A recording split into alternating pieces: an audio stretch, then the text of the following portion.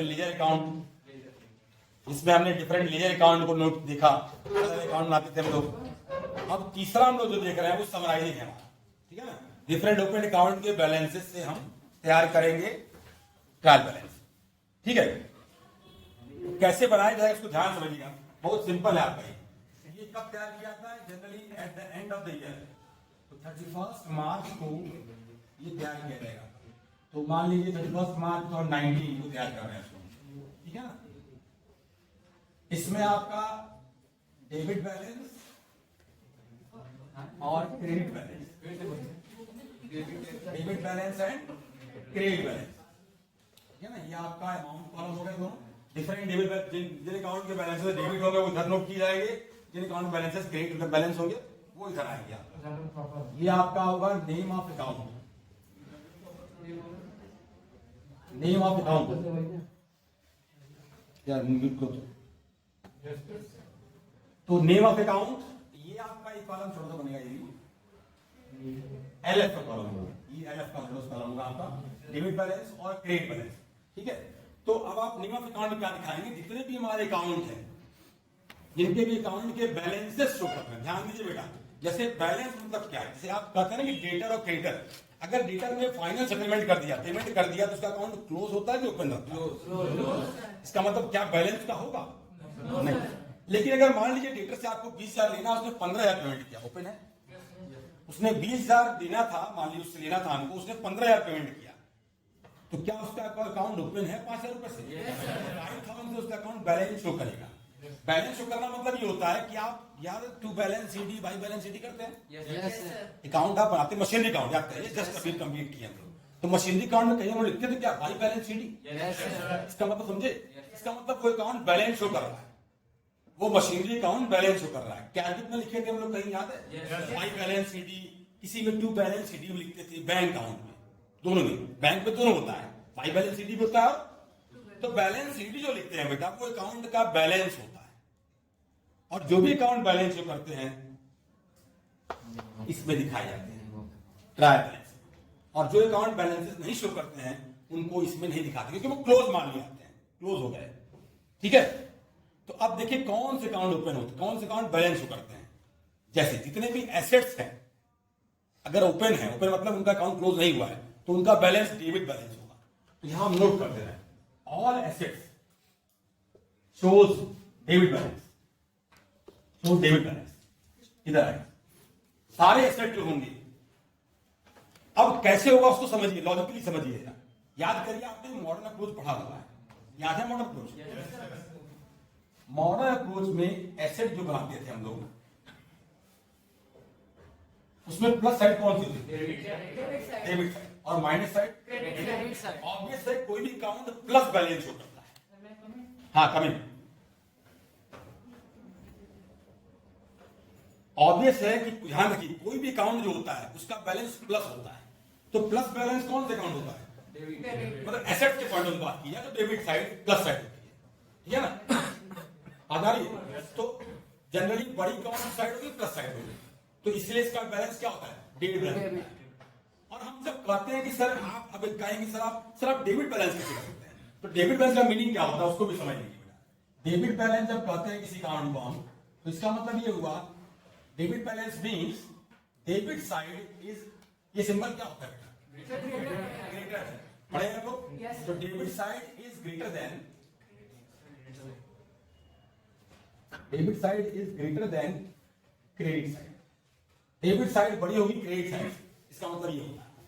और अगर मान लीजिए क्रेडिट बैलेंस लिखे, क्या लिखा बेटा हम लोग?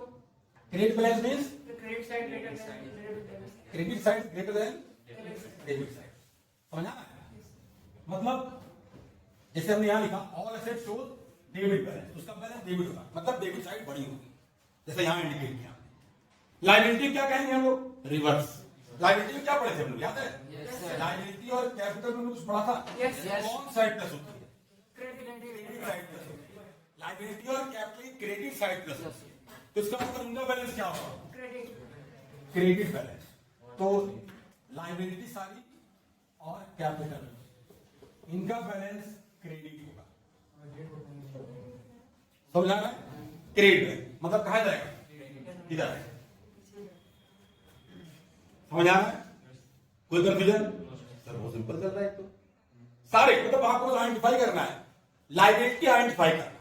जैसे लायबिलिटी में ढेर सारे होते हैं, क्या क्या, creditor, bills payable, outstanding expenses, loan पढ़े है ना। बैंक ओवरड्राफ्ट क्या होता है?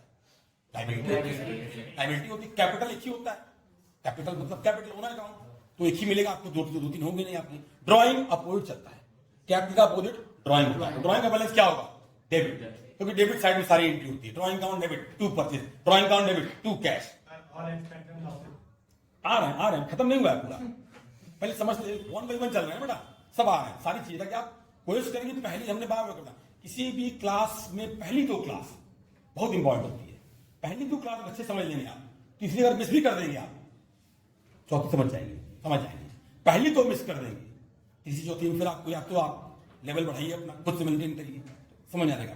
पहली दो क्लास बहुत इंपॉर्टेंट है, ये तो सारा कॉन्सेप्ट आपको मिल जाएगा। ठीक है, आ रहा है, ये हो गया दोनों। अब आइए सारे expenses, all expenses and losses.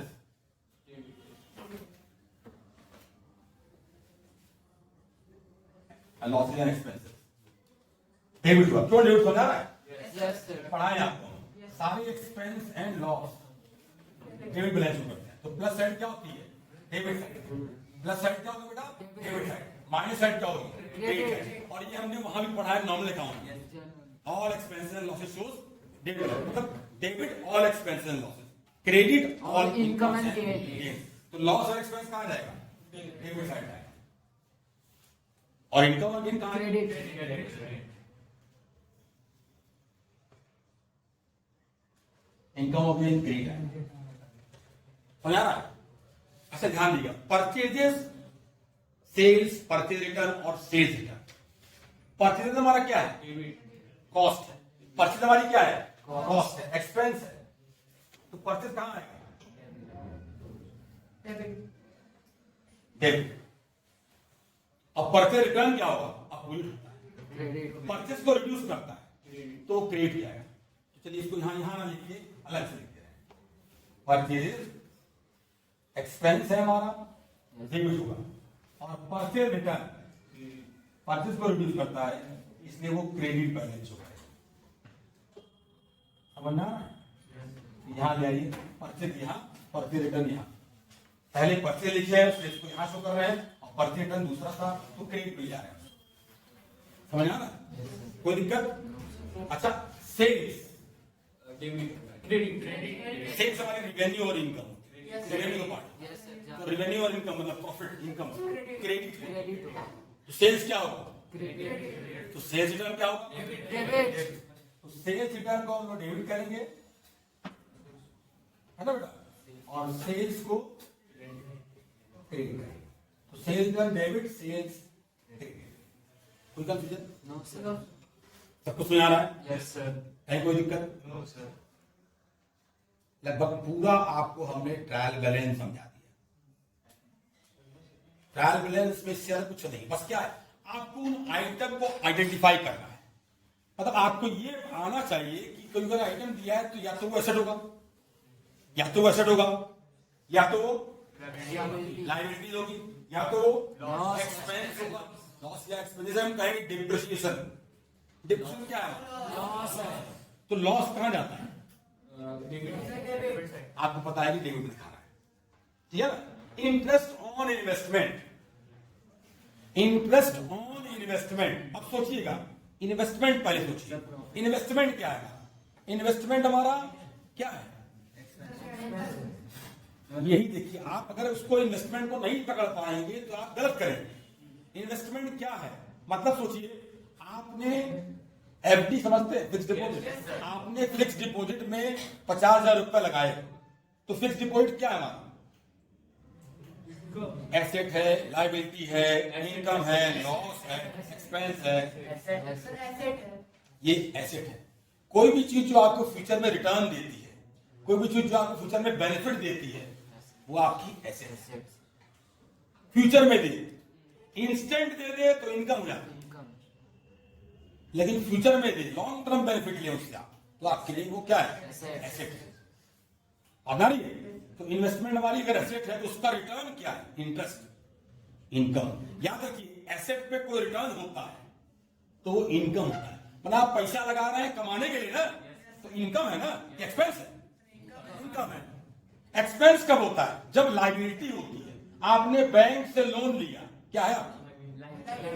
ध्यान समझिए विवेक, पहले समझ लो, ये सब तो नूट है, समझ लीजिए तो कोई दिक्कत नहीं होगी।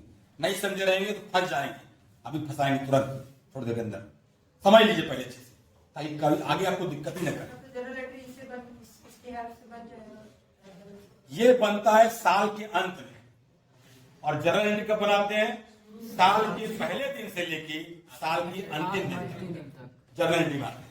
साल के पहले दिन से साल के अंतिम दिन तक जर्नल और लेजर बनता है। ये कब बनता है? एक दिन में बनता है। क्वार्टरली अगर होगा तो हर 3 महीने का एंट्री बनता है, या अगर हम ईयरली बना रहे हैं तो साल के अंत में बनेगा। क्योंकि जब ये सारे अकाउंट बैलेंस शो करते हैं तब ना ये बनेगा।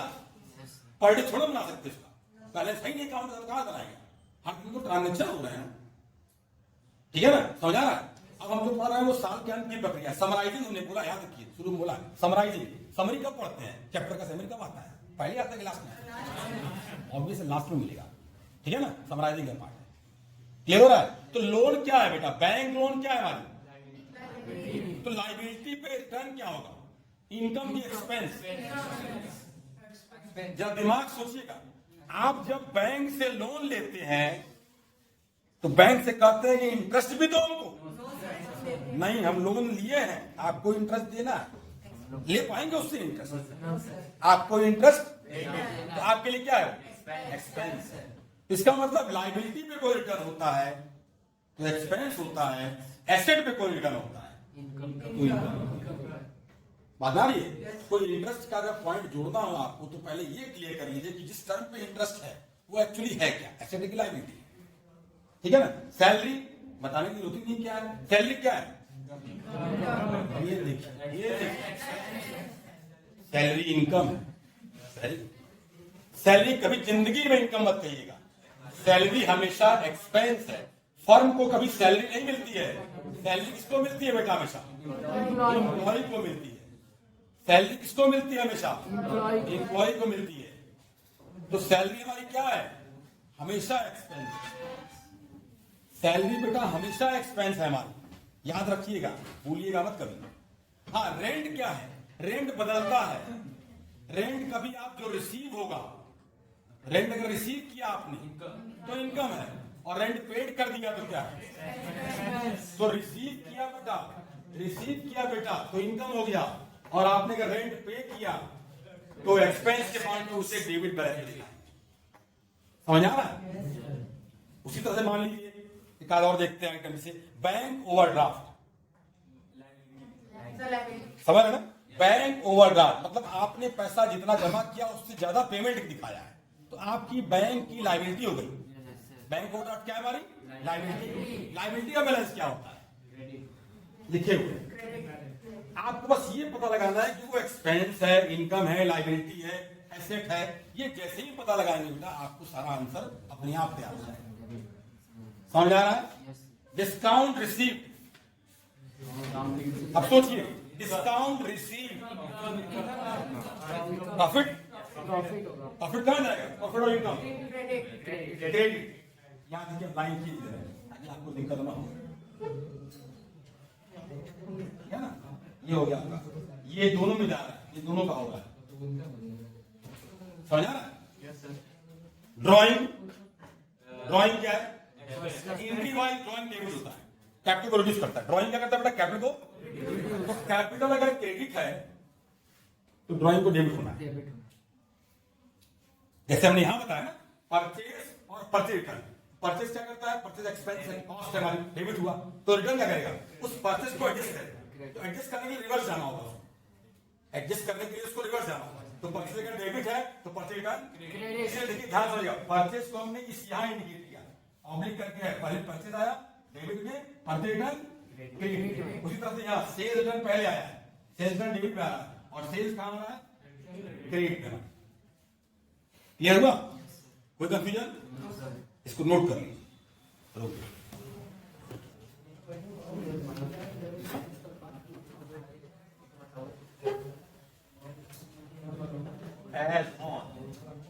ये पहला क्वेश्चन जो आपका देखिए इसमें कैश बुक से स्टार्ट कर रहा है, capital account, purchase, purchase turn सब दिया हुआ है। ये तैयार हो रहा है बेटा 31 जनवरी 2020 को, है ना। यहाँ लिख देंगे 31 जनवरी 2020 Sir, vertical है। vertically वर्टिकली भाई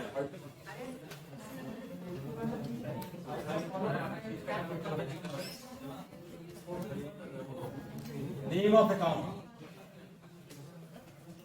LF, डेबिट बैलेंस, जब बात नहीं में आवाज नहीं तब क्रेडिट बैलेंस।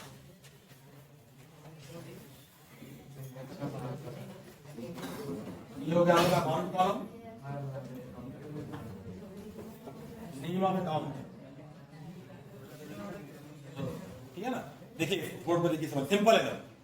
अब देखिए पहला जो आपके सामने है इसको देखते रहिए, पहले सब बुक भी देखिए बेटा, फिर बोर्ड भी देखिए, समझिए भी। पहला आपके पास है कैश बुक, देखिए दिया हुआ कैश बुक।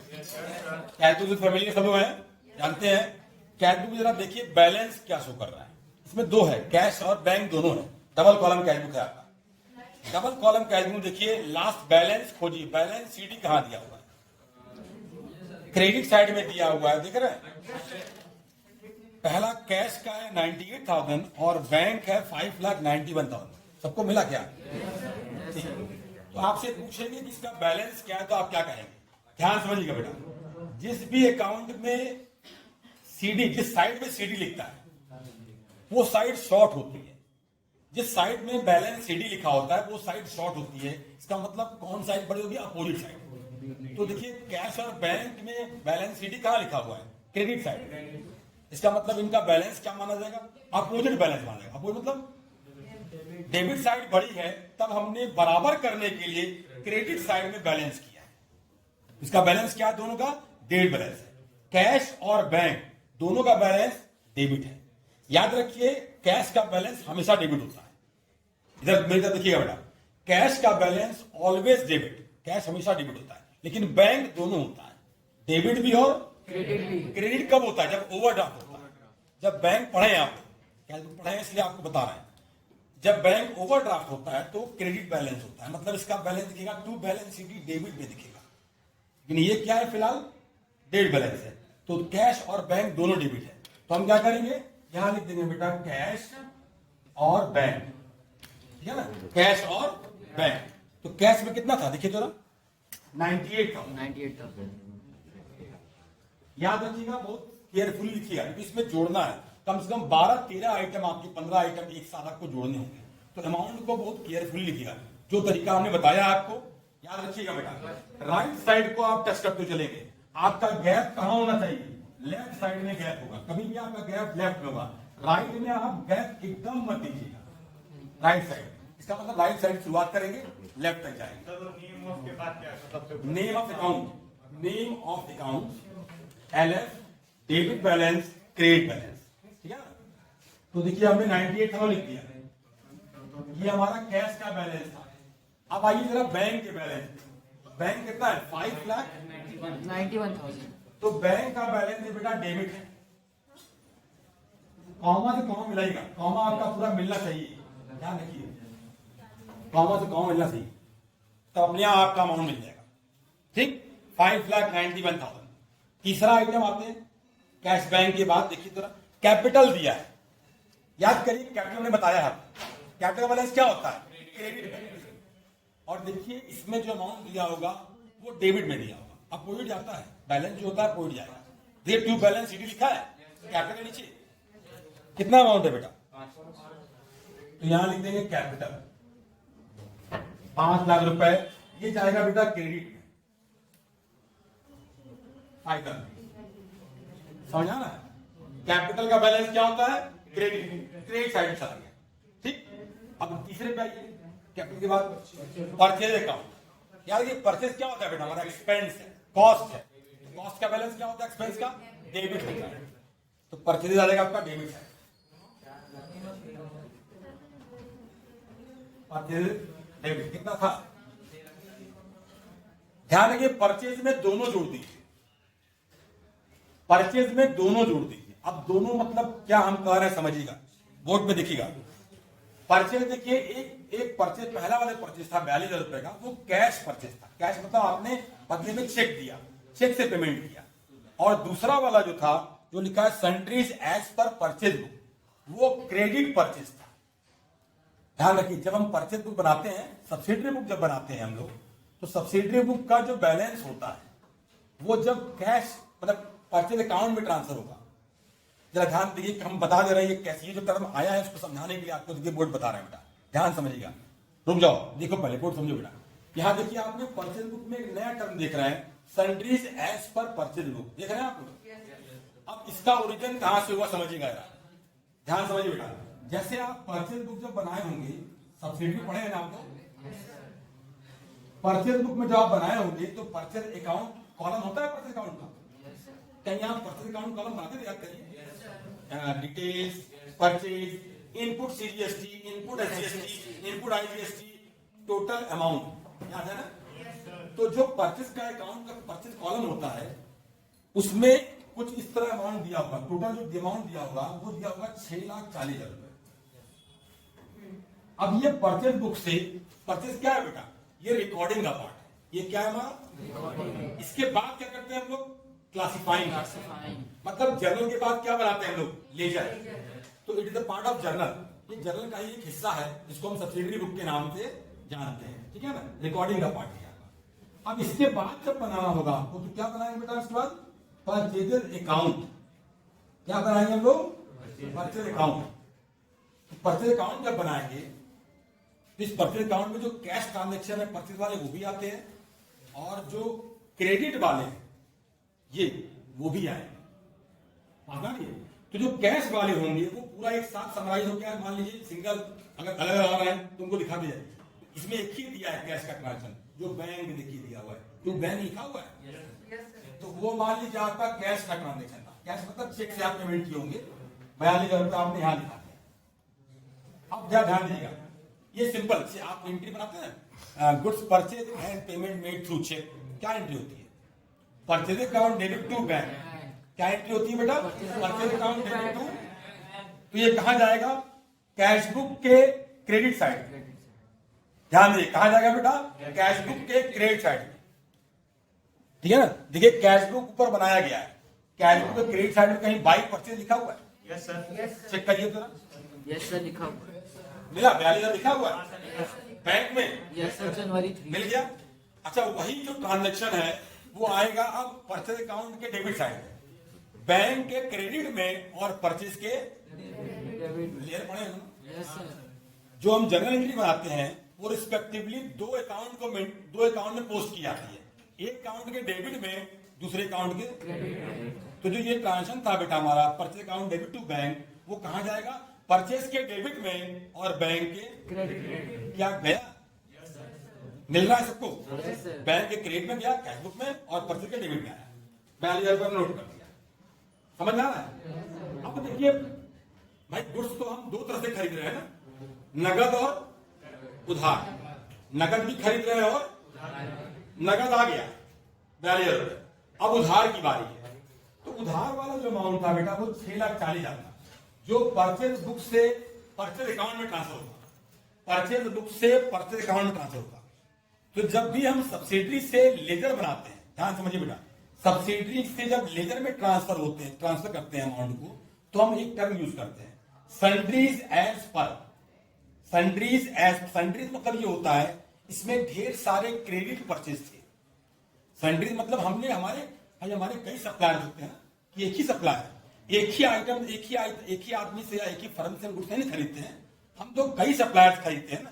जैसे मान लीजिए हमारा जनरल स्टोर है, तो जनरल स्टोर में क्या ऐसा सप्लायर होता है कि जो सारा सप्लाई कर दे, कॉस्मेटिक भी दे दे, चीनी भी दे दे, गेहूं भी दे दे, है ना, या मान लीजिए और शैम्पू कुछ भी दे दे। भाई सबके अलग सप्लायर है ना, तो हम हर सप्लायर खरीदते हैं। तो जितने सप्लायर हम मेंटेन करते हैं परचेज बुक में, डिफरेंट नाम जो आते हैं वो सन्ड्रीज के पॉइंट ऑफ व्यू दिखाए जाते हैं, सन्ड्रीज एज पर करके दिखाते हैं, चाहे परचेज हो, सेल्स हो, परचेज रिटर्न हो, सेल्स हो, सन्ड्रीज एज पर परचेज। तो इसका जो टोटल है वो यहां पर ट्रांसफर हो जाएगा और लिखा जाएगा सन्ड्रीज एज पर परचेज। बात समझ गए, कितना अमाउंट था बेटा? 40,000 6,40,000। तो हमारा कैश था इतना, क्रेडिट था इतना, दोनों जोड़ दीजिए। आपसे पूछा रहेगा टोटल परचेज कितना था, तो आप कहेंगे एडिशन दोनों का 42 और 6,40, 6,42,000। तो परचेज अकाउंट 6,82,000।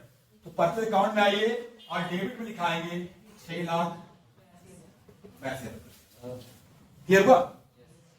इसी तरह सेल्स में भी होगा कहीं sundry sales book, Yes, sir. Purchase done भी हो सकता है, Return है। सेल्स डन हो सकता है, हर जगह मिलेगा आपको। इस तरह के अगर बुक मेंटेन किए गए हैं तो आ रही है कोई कंफ्यूजन? आगे बढ़ते हैं, सेकंड पे आते हैं, नेक्स्ट वाला। इसके बाद परचेज रिटर्न देखिए, तो परचेज रिटर्न अकाउंट में दिया हुआ है sundries as per purchase return book दिया हुआ है, मतलब परचेज रिटर्न बुक मेंटेन हुई होगी, परचेज रिटर्न बुक हमारी मेंटेन हुई होगी, और उसमें कुछ अमाउंट दिया गया होगा 10,000 रुपए, और वो यहाँ अब अकाउंट में ट्रांसफर हो रहा है परचेज रिटर्न अकाउंट में। ठीक है ना? तो परचेज रिटर्न क्या होता है बेटा? परचेज का अपोजिट। परचेज अगर डेबिट है तो परचेज रिटर्न क्या होगा? यहां लिखिए बेटा परचेज कितना था? 10। ठीक है ना? नेक्स्ट बेटा परचेज रिटर्न के बाद सेल्स अकाउंट। ध्यान दीजिए, सेल्स अकाउंट में भी टोटल करिएगा, दोनों टोटल करेंगे आप। कैश वाला भी बेटा दिया होगा और क्रेडिट वाला भी दिया होगा, दोनों को ऐड करेंगे। तो देखिए कैश और बैंक के दो हैं, और एक लिखा है sundry as per sales book. तो जो सन्ड्रीज वाला है वो क्रेडिट ट्रांजेक्शन का है, सेल्स बुक का। अदा रही है? तो तीनों को जोड़ दीजिए।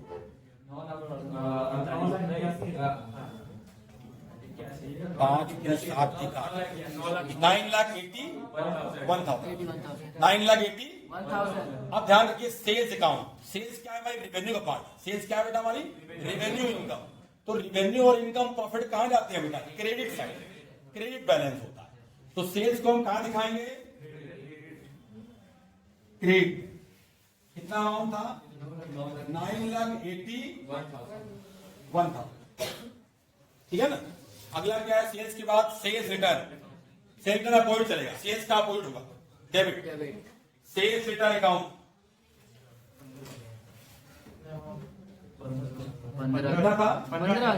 15,000 डेबिट में।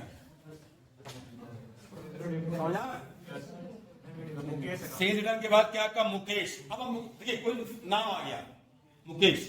अब मुकेश या कोई भी नाम आते हैं बेटा, तो या तो आपके डेटर होते हैं या क्रेडिटर। डेटर मतलब या तो कस्टमर होगा या सप्लायर होगा, या तो गुड्स खरीदे होंगे या बेचे होंगे।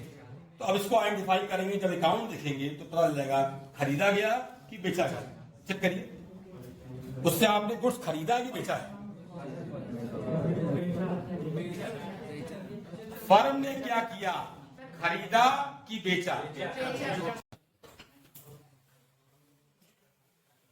कितना अमाउंट है? टोटल करिएगा, टोटल करिएगा। 6,40,000। इसमें देखिए बैलेंस दिया हुआ है, कहीं बैलेंस लिखा है क्या? Yes, sir, by balance bidding. अगर बैलेंस लिखा है सीडी, खासकर बैलेंस सीडी चेक करिएगा। बैलेंस सीडी लिखा है बेटा कहीं? Sir, लिखा है। तो बैलेंस सीडी बताइए कितना?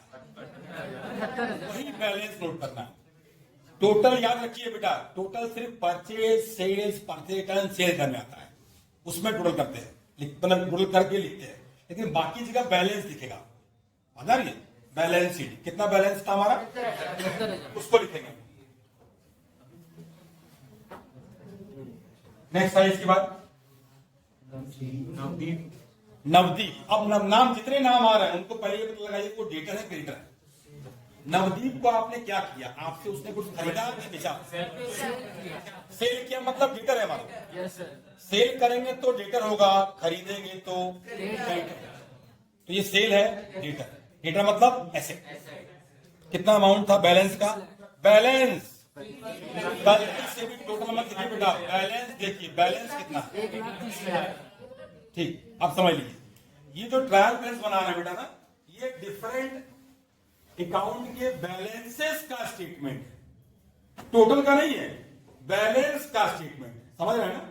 मतलब जो अकाउंट का डेबिट और क्रेडिट साइड का जब हम समराइज टोटल बनाने के बाद माइनस प्लस करेंगे, प्लस माइनस करेंगे, तो जो बैलेंस आएगा, बैलेंस सीडी, उसी अमाउंट को दिखाना है, टोटल को नहीं दिखाना है। मेरी बात समझ रहे हैं? Purchase, sale, purchase sale exception था क्योंकि उसमें दो अमाउंट आ रहे थे, कैश का भी आ रहा था, क्रेडिट का भी आ रहा था, क्रेडिट वाला भी आ रहा था, तो जोड़ दे रहे थे। वहां बैलेंस लिखा नहीं था, वहां टोटल करके दिखाना पड़ रहा था। लेकिन अब जितने आएंगे वो सारे बैलेंस के साथ आएंगे। जैसे कैश बुक भी आया था ना बैलेंस चार्ट, कैपिटल भी देखिए आया था बैलेंस चार्ट, है ना। तो नवदीप क्या है हमारा? कस्टमर, मतलब डेटर, डेटर मतलब एसेट, डेट बैलेंस। तो लिख देंगे यहां पर नवदीप कितना था?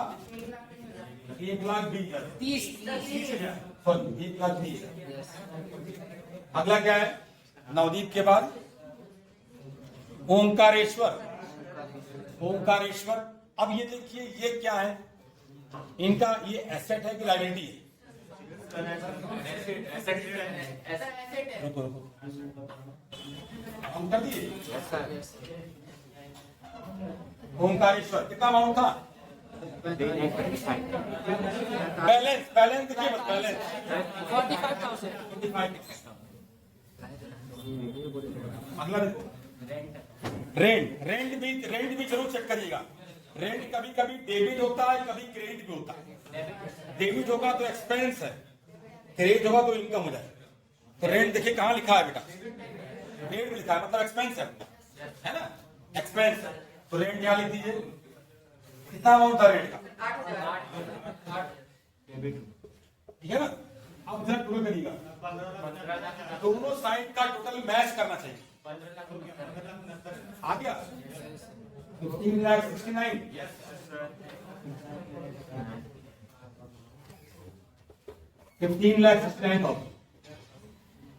सबको समझ आ रहा है?